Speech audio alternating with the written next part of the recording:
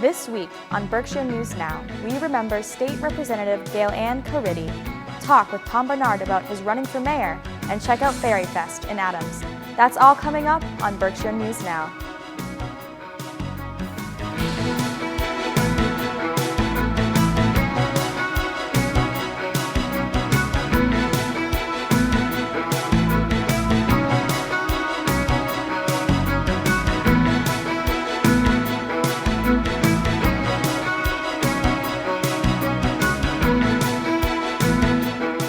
Hello and welcome to Berkshire News Now. I'm Samantha Kniskern. We lead with the sad story this week. Gailanne Cariddi, Massachusetts state rep, longtime city councilor, businesswoman, board member, and community advocate, has died. Cariddi was a founding member of this Access studio and was a particularly strong supporter of government programming. We spoke with colleagues, elected officials, and friends. Her impact touched the lives of so many. Hello and welcome to another Boston to the Berkshires program. I'm your state representative, Gailanne Cariddi. She was probably one of the key people, certainly a charter member of our board of directors, who started Northern Berkshire Community Television. She was our first president of the board. She was president for several years and then became president again. And I don't think it's an exaggeration to say NBCTC wouldn't be what it is today without Gailanne Cariddi. Well, Gail was probably the first one that signed on to be part of what became Northern Berkshire Community Television, and she was a very strong supporter of public access, and she was one of the first people that did shows besides. So she put her mouth where her money was by participating and not just being on the board of directors. It was the people that Gail cared most about and attended every event in the community that she could. Gail was the one of the first people that invited me to meet with her shortly after I arrived. You know, she was so gracious and kind to everyone, and you know, that's of course such a great loss for us. To lose someone who's so effective at what she does and can do it with great kindness. I mean, that's the measure of humanity, right? And so Gail was in leadership in this community almost my whole life. So she was in many ways the model of what I understood a community leader to be. And I think I had taken that for granted and I've been thinking about that a lot the last few days and thinking about what that means. So to me, I think her way of doing things became what I understood to be city councilor and then state representative, which was a quiet competence, curiosity. When I think of her, I picture her asking more questions than telling people things.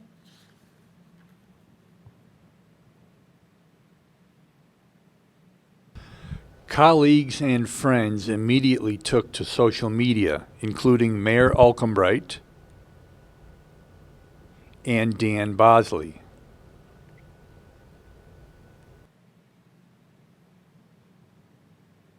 Gailanne's friends were hit hardest by the news. I was very public about what she was doing with the state, with the city. But as far as her own life, she was a very, very private person. And, you know, you have to respect her wishes, and that's what we did. We respected Gail's wishes all through this.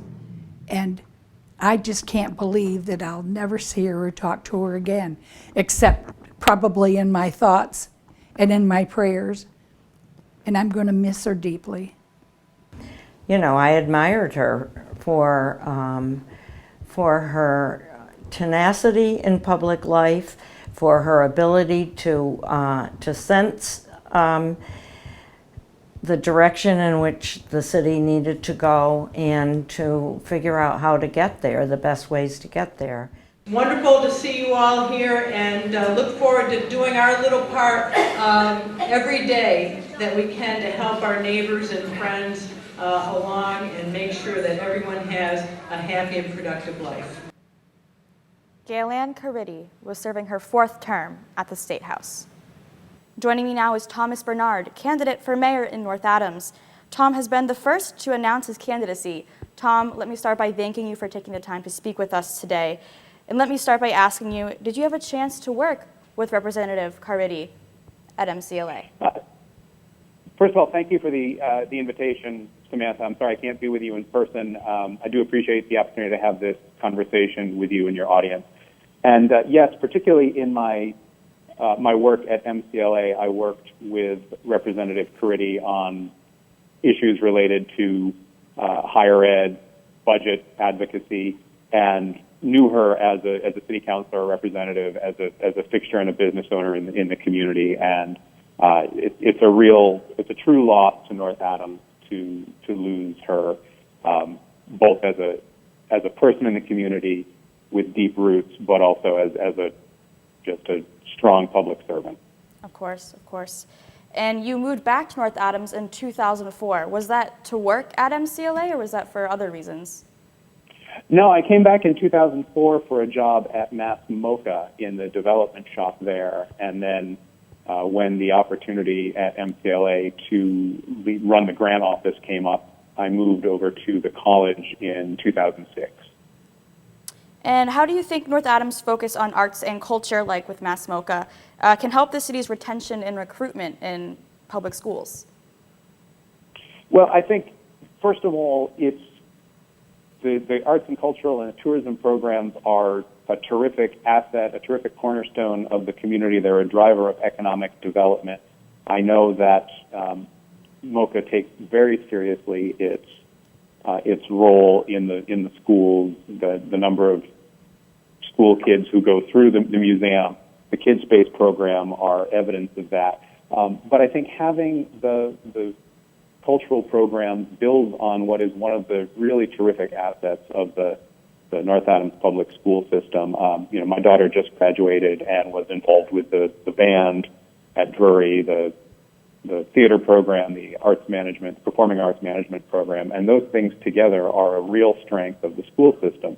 And it's something that as you promote those things in parallel with the cultural program through the museum and other organizations in the city, can start to really attract students who are interested in art and culture and arts management, and particularly students who may be from another district. It's a way to start addressing the school choice ratio. So you bring all those things together, and I think it's a huge asset and a huge collaborative opportunity.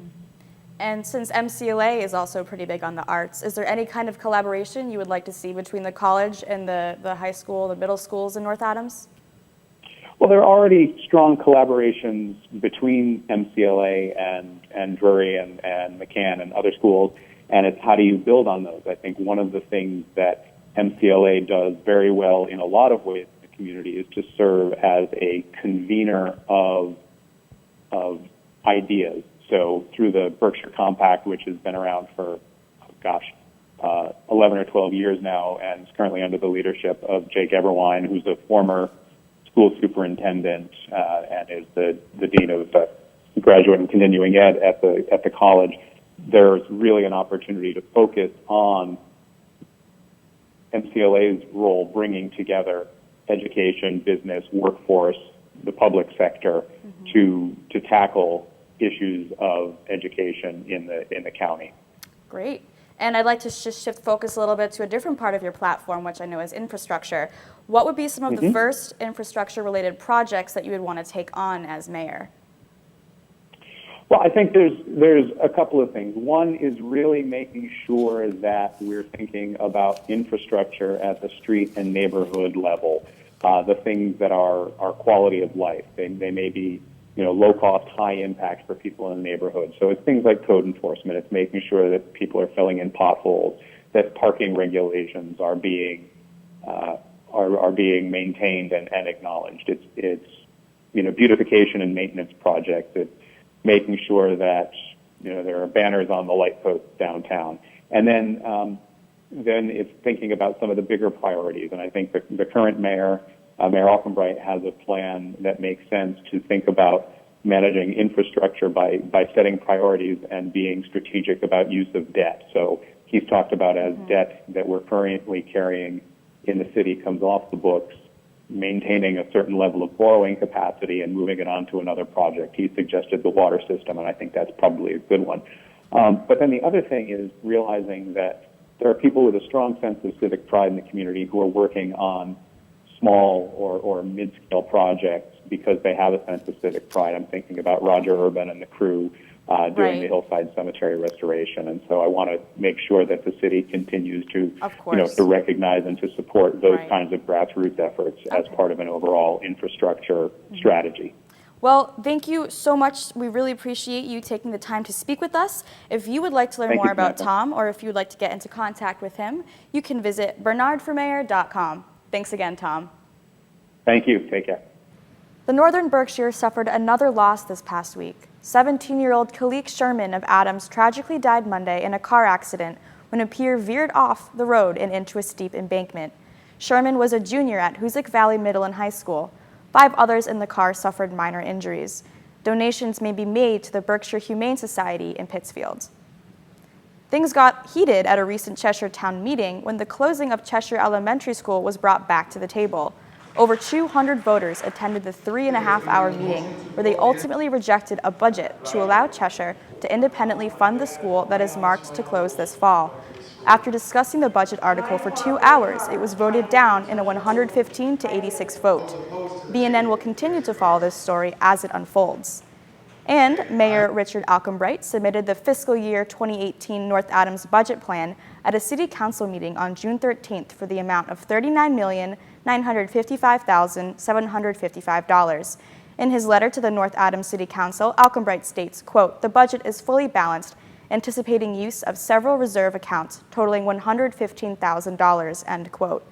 In his budget, the 1.27% increase from last year's budget accounts mostly for public schools, employee health insurance premiums, pensions, and the Office of Community Development. An online version of Alcombright's proposed budget plan can be read at northadams-ma.gov. To kick off the start of summer, BNN correspondent Walker Peterson went to Faerie Fest in Adams to get in on the fun. Walker? Thanks, Sam. I'm here at Bow Field at the Faerie Festival to celebrate the summer solstice. Saturday the 17th, Bow Field in Adams was home to Faerie Fest, presented by the Adams Arts Advisory Board. Attendees had the chance to dance to live music, eat food from various food trucks, and shop from local vendors. Nicole St. Germain, one of the vendors at the festival, sold succulents and small terrariums inside homemade pots. Well, we did have succulent pots for sale. We actually homemade them with the help of River Hill Pottery in North Adams. We used their studio and their clay and their glaze, and they gave us little pointers and showed us how to create something that would be whimsical and magical for kids. All of the money from the pots is going towards JDRF, it's Juvenile Diabetes Research Foundation. I myself am a diabetic, and I figured why not do something about it. Germain explained where the funds she raised go to and who it benefits. This is actually our second time. The first year we came to it to see what it was about. We've gone to Renaissance festivals to see the vendors there, and we finally put ours together. Sherry Guachione, another vendor at the event, sold homemade bath bombs. Guachione went into detail about the different scents and treats that she puts into the bath accessories. I try to cover everybody's favorite. Some people like floral, some people like fruit. The kids love toys, so I hide treasures. Even adults love treasures, so I even try to cover the adults too. I make them at home. They're organic coconut oils, non-GMO, super good for achy muscles. Guachione continued, talking about how they are made and where to buy them. Right now I'm selling on my website, www.berkshires.com, berkshirebathbombs.com. And I'm at the Lee Farmers Market. It's a beautiful day at Bow Field for some family fun. There's truly magic in the air. Now back to you, Sam. Thanks, Walker. If you're looking for more outdoor events to enjoy the start of summer, check out the North Adams Farmers Market from 9 to 1 every Saturday in the St. Anthony's Municipal Parking Lot. Massmoka is hosting Solid Sound Fest from June 23rd to June 25th. The lineup includes Wilco, Kurt Vile, Television, Big Thief, Deep Sea Diver, as well as many more artists. For more information, visit massmoka.org/events/solidsound17. And if you're looking to cool off in the summer heat or to grab a quick meal, check out Pedron's Dairy Bar right off the Coran Highway near the Walmart in North Adams. Pedron's serves everything from ice cream to fish fries, and they're open daily from 11 to 8. That's all for this week. You can stay in touch with BNN by following us on Twitter and liking our Facebook page. If you have any story ideas, you can email them to bnn.nbctc@gmail.com. Thanks for watching, and we'll see you in 2 weeks.